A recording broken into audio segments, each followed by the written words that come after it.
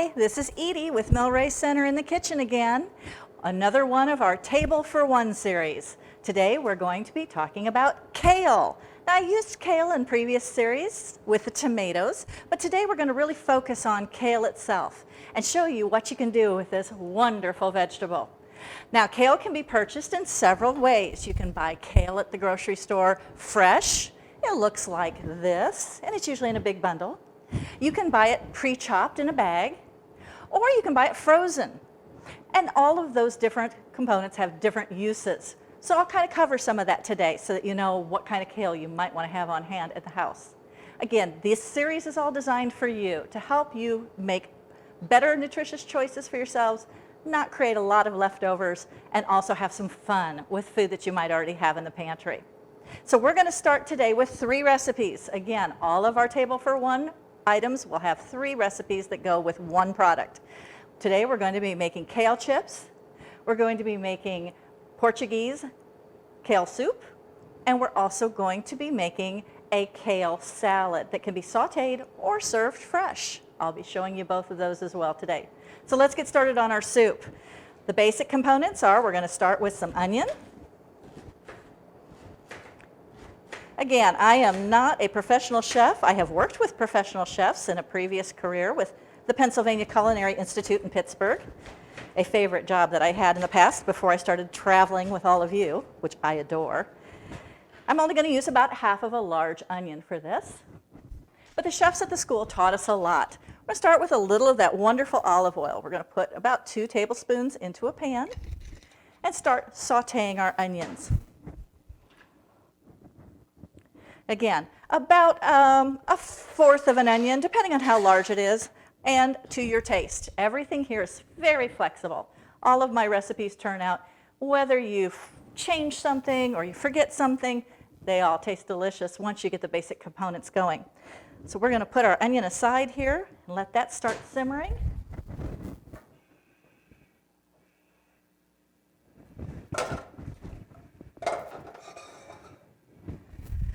And then we're going to chop a little potato. And this is a huge baker potato. Just one I happen to have in my pantry, so I brought it along today. And we aren't going to need all of this.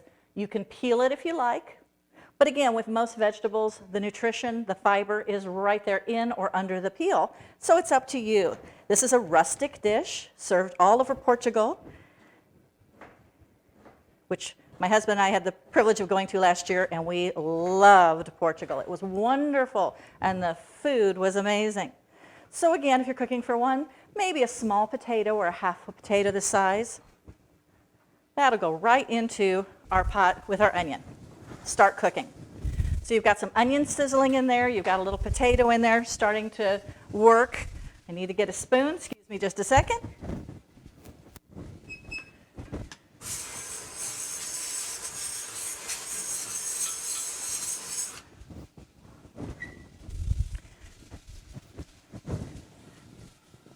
You get a spoon and you just start stirring those vegetables up until, again, the onions are nice and clear. Get those softened up. They'll look translucent. That's the word they use in cooking. And meanwhile, your potatoes are absorbing some oil and some flavor. Now, this is a bean soup. So we're going to take Great Northern beans. You can use cannellini beans. Any white bean will do. It is a little prettier with white beans, a little more attractive. And we're just going to use a can of beans. Everybody has a can of beans around the house. And we're going to do a whole session on beans as well. So this is one recipe you can use with those cans of beans you have at home. Beans are full of nutrition, full of fiber, and very inexpensive. Easy to get right now when sometimes meat is a little harder to get. Who thought we'd ever say that in our lifetime? All right, we're going to drain these beans off.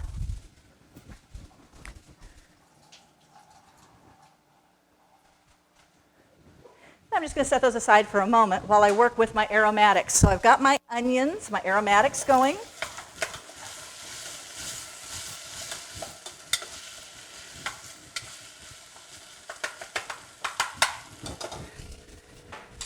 And we're going to add some garlic. Now you can use powdered garlic if that's what you have at home. You can use fresh garlic if that's what you prefer. Or you can use these wonderful minced garlic. I use a lot of this. It's just so much easier. and you don't have the cleanup that you have with mincing your own garlic. And you get a similar flavor. It's very close. Add a little pinch of salt. Not much, just about a teaspoon. Half a teaspoon to a teaspoon, depending on what your sodium requirements are. You can skip that altogether if you'd like and use a seasoned salt or a seasoned substitute. Again, same thing with the pepper. Now, I like to use restaurant grind pepper. It has a lot more flavor than the powdered pepper that we get at the store, but if you have one of those cranks, you're going to get that same effect. So 3 or 4 cranks of that good ground pepper. Smells so good in here. We're going to add chicken broth. Now, this is a pantry staple I have in my house all the time. Beans, tomatoes, chicken broth. I couldn't live without it. Our onions are definitely getting cleared, looking good, so I'm going to add about 16 ounces of chicken broth.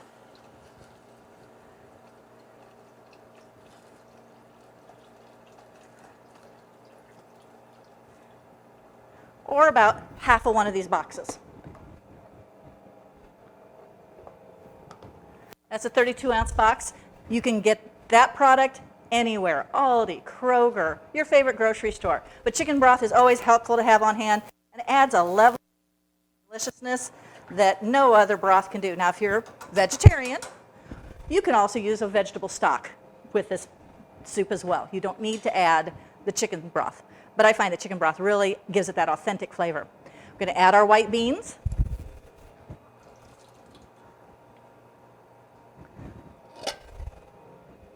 And we're just tossing that into the for a few minutes. Now, the next ingredient that we're going to add is this kale, and that's what our class is all about today, is kale. This is what kale looks like when you buy it from the store. Now, this particular recipe does adapt fairly well to frozen kale. So if you prefer to use frozen kale, you can do that.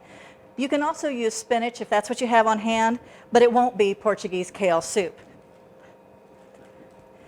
This is what the sailors would eat. Portugal is a seafaring community. It has lots of coastline. And so they have lots of traditions that involve sardines and fish. But they also have wonderful Mediterranean diets, the garlic, the kale, the good, nutritious food. So we're going to start with this kale. And the first thing we're going to do is we're cutting it off the stalk. The stalk is tough and bitter, so we don't want to use that. We want to just use these big pieces of kale. And all you need to do is take these big pieces of kale and, watching your fingers, take your knife and shred the kale. You want to shred that into little bite-sized pieces. This is just adding color, flavor, and nutrition to our soup, but is also the base for that lovely Portuguese delight. Now, when we were in Cape Cod, and you get up to Provincetown, which is up there, then you also have a large community of Portuguese people. That's all the way at the tip of Cape Cod. If you've been there, you know that's Provincetown. Wonderful place. Absolutely fantastic views and art, and a really neat scene. Lots of nice beaches, too. They have a Portuguese group of, what do you want to call that? Community. Thank you. There's the word, community. They have a Portuguese community there. And so a lot of the restaurants serve Portuguese kale soup there. But boy, was there a difference between the soup we got there and the soup we got in Portugal. The soup in Portugal was richer. It was more of a stew. It was thicker. And the one in Cape Cod was a little bit thinner, a little bit lighter. So we're going to chop up, and we're going to get a pretty good portion here. This is probably a 1.5 cups of kale chopped up. You're going to use just kind of an eyeball here, a nice mound. And we're going to put that right into our soup. So we've got potatoes, white beans, garlic, chicken broth, some onions, and that lovely kale all starting to stew together. When I'm cooking, I always start with the soups because the longer you let a soup cook, the more flavor it develops.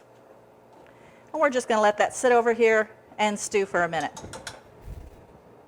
And I'm going to cut away to get something out of the refrigerator. I'll be right back. This is another product that I keep on hand around my house all the time. Now, it's just my husband and I, but as many of you know, my father passed this last year, so my mother's on her own. And so she's learning how to cook for one person. And some of the things she's starting to use are things like this. This is diced ham. Rather than try to have a whole ham steak and cut it yourself, which if you've done that before, you know it's really difficult to get nice even pieces, She keeps this on hand, and I do too, because it's great in omelets. It's great in salads. It's great in soups, and you can even make a nice quick ham salad for lunch out of that too. So it's a really nice product to have on hand to give you a little extra protein without having to cook a lot. And as we get older, we have to watch those things. We have to look at our intakes of everything, our sodium intake, our protein intake, our fiber intake. So the goal of some of these courses that I'm giving you are looking at nutrition as a whole, and then you can adapt these recipes based on whether you are going meatless, whether you're going without carbs, whether you need to watch your sodium, whether you need to watch your sugar. I'll give you those tips as we go along. But so far, we've got carbs in our soup with the beans. We have some meat products with the chicken broth, but you can substitute the vegetable broth. And we have that kale. And again, you could use spinach if you prefer the texture of spinach to the texture of kale. But I think once you find that you've cooked that kale down, it's tender and soft and delicious, just like a nice spinach would be. So we're going to add, probably about 1/4 cup of the ham to our soup just for flavoring.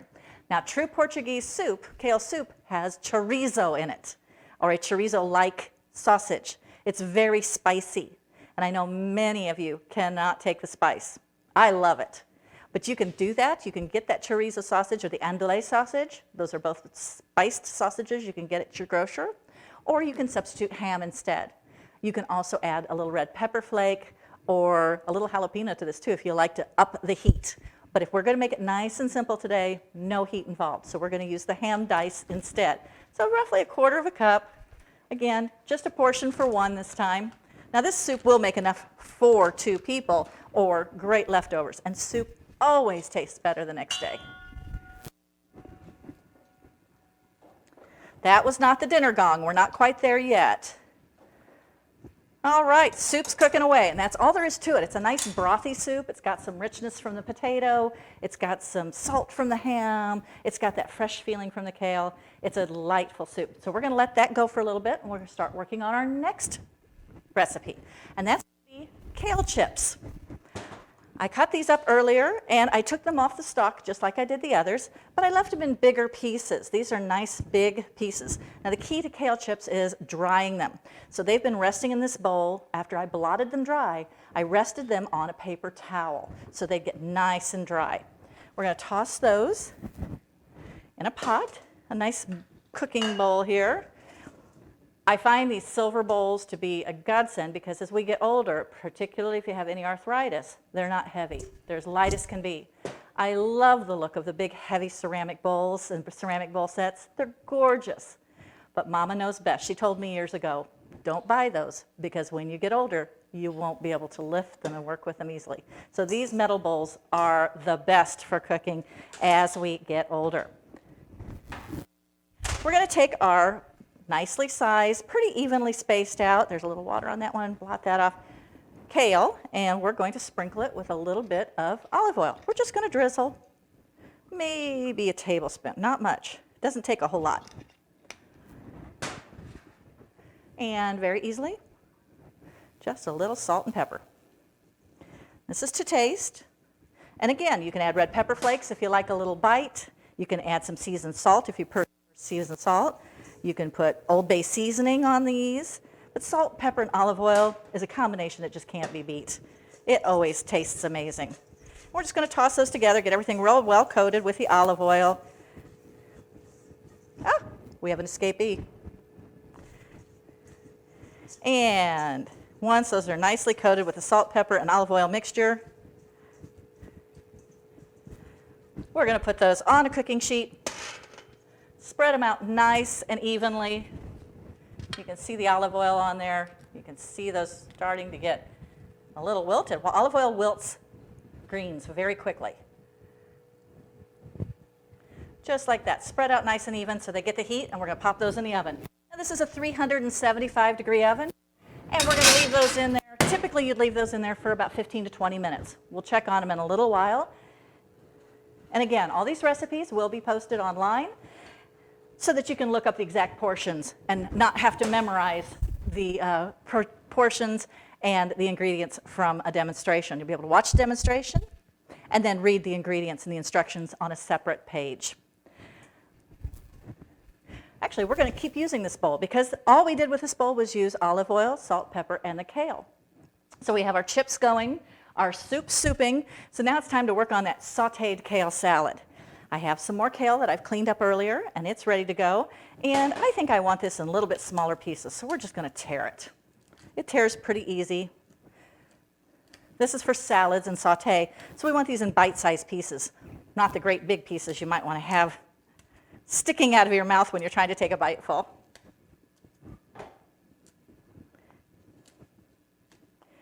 Now this salad, again, can be eaten cold or cooked. So I'm going to give it to you both ways so you can see the difference, but the ingredients are exactly the same.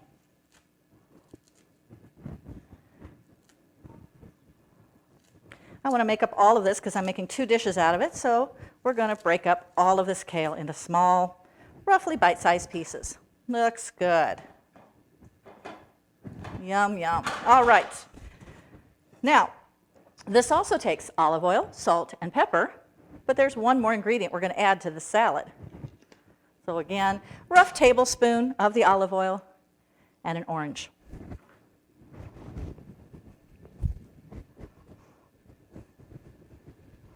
Love oranges. Check to see if there's no pips in it. You don't want to have any of those seeds in your orange in your salad. And you're just going to squeeze a half an orange right over the top of that. There we go. Nice. So fragrant, so delicious. Gets that vitamin C in too. And kale is full of vitamin C as well. So you're getting a double whammy of the vitamin C here. Need to give my soup a quick stir. It's boiling right away here.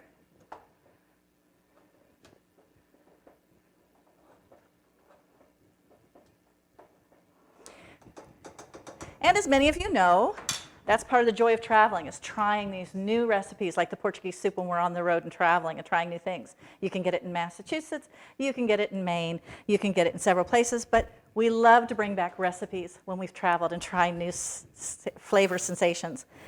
Crab cakes up at the Northeast are also amazing, amazing. So we're going to put a little salt and a little pepper on our kale. And then we're going to divide it. So I have a saucepan here. You can use a skillet. That works actually a little better, but I didn't bring one today to Millrace Center, so I'm going to be using the saucepan. I'm going to put just a little bit more of the olive oil, just a tiny bit, to the bottom. I'm going to cut for just a second. Oil in our pan. And we're going to take roughly half of that kale, just a big handful, and we're going to toss it in the saucepan. And then we're going to go over and put it on the heat.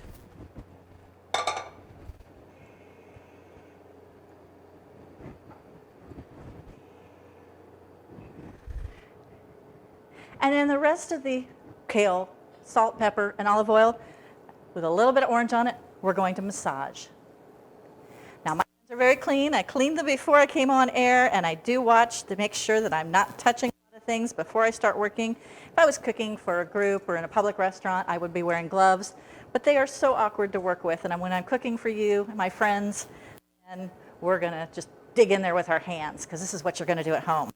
And you're just going to massage that kale, and you're going to feel it get softer and softer as that olive oil works in and that orange works into the kale. Oh, it smells so good.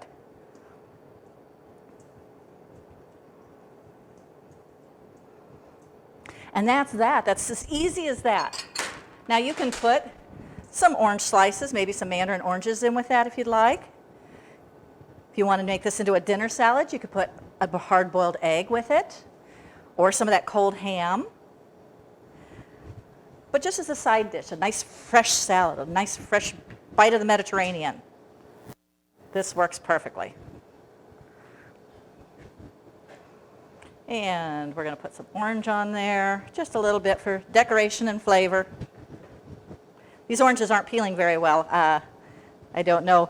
I'm sure you can buy nice navel oranges that'll peel beautifully, but I tried with these. I bought a bag of them last week and have been working with them at home, and they don't peel well, so I'm not going to waste your time showing you how bad I am at that.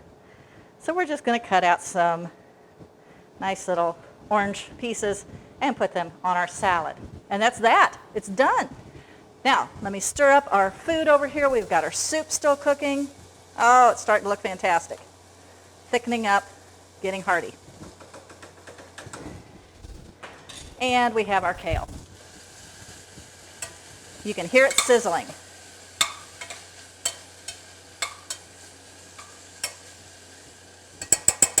Once again, just for fun, I think I'll put a little ham in our salad.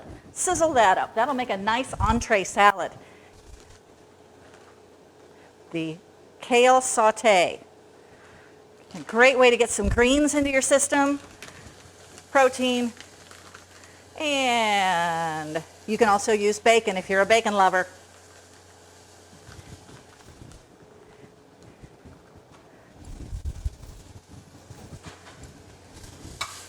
And we're just going to toss that around till it's nice and cooked.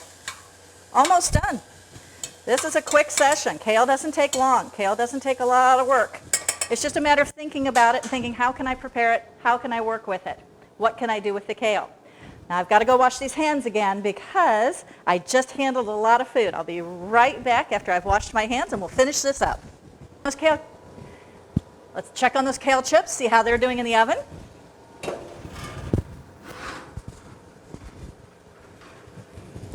Well, as you can see, they're about halfway done. They're getting there. They're getting crispy. They're getting dehydrated. Nice and even. Kale chips are a great snack. They have very little fat. They aren't as bad for you as potato chips are, but they give you that same satisfying salty crunch that you're looking for in a potato chip. So always a delicious thing to have on hand. We're about ready to plate our food, so let me get the plates out. Get this ready to go. We're going to go over and get a big scoop of our delicious soup.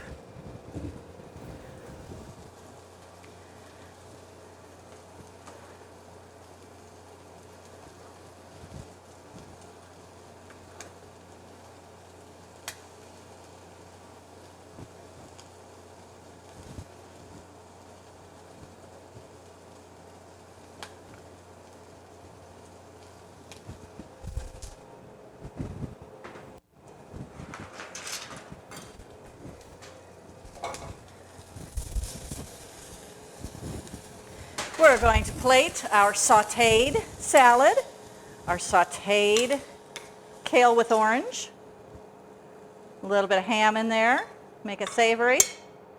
Yum, yum.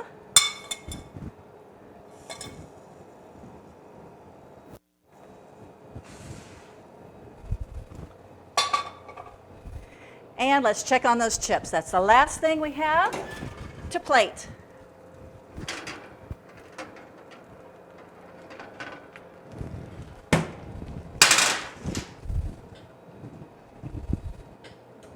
Remembering to turn off our oven. Safety first. And there it is. Looking for a tool. Now, the longer you let these sit, the crispier they get. But they are delicious. They're done. They're lovely snack food. Kale chips and hummus. Kale chips on your salad as a crunch. That all works too. And as you can see, you can make a big batch. I had this plate almost full of great big pieces of kale, and they cook down pretty small. So you can make a big mound of them and stir them a few times during cooking, and you'll get a lot more out of the process.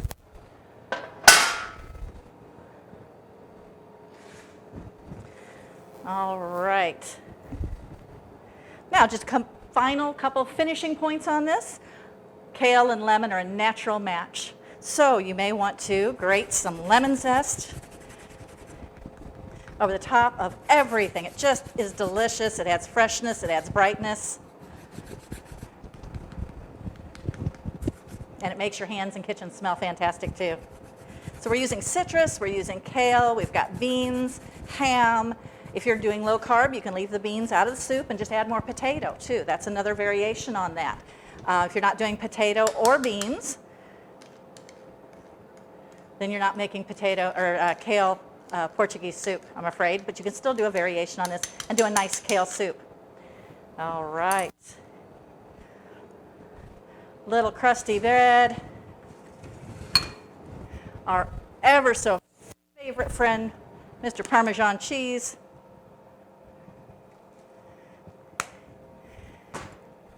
and kale is done. Wasn't that easy? Kale is so easy and fun to work with, and it is delicious. I hope you enjoy this series. If you have any suggestions for items in your pantry that you'd like to know more about how to work with, don't hesitate to get a hold of me at Millrace Center. Again, this is Edie at Millrace Center, and I hope you've enjoyed cooking with me as much as I've enjoyed cooking with you. Have a great evening.